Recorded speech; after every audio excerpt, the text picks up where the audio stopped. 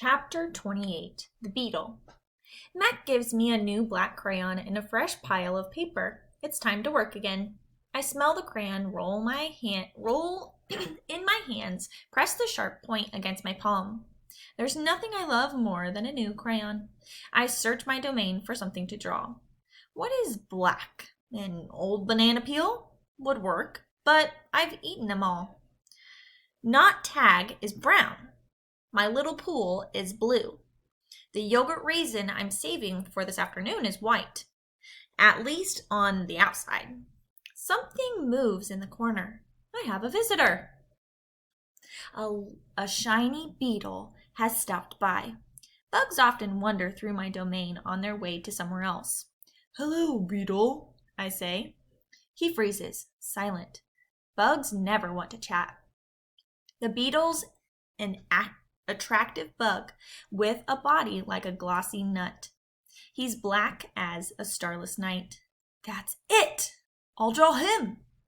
It's hard making a picture of something new. I don't get the chance that often. But I try. I look at the beetle, who's being kind enough to move then back at my paper. I draw his body, his legs, his little antenna, his sour expression. I'm lucky. The beetle stays all day. Usually bugs don't linger when they visit. I'm beginning to wonder if he's feeling all right. Bob, who's been known to munch on bugs from time to time, often offers to eat him. I tell Bob that won't be necessary. I'm just finishing my last picture when Mac returns. George and Julia are with him. Mac enters my domain and picks up a drawing. "What the heck is this?" he asks.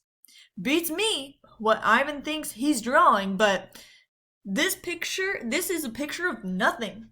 A big black nothing." Julia's standing just outside my domain. "Can I see?" she asks. Mac holds my picture up to the window. Julia tilts her head. She squeezes one eye shut. Then she opens her eye and scans my domain. "I know!" she exclaims. "It's a beetle! See that beetle over there by Ivan's pool?" "Man, I just sprayed this place for bugs." Mac walks over to the beetle and lifts his foot. Before Mac can stomp, the beetle skitters away, disappearing through a crack in the wall. Mac turns back to my drawings. "So you figured this is a beetle, huh? If you say so, kid."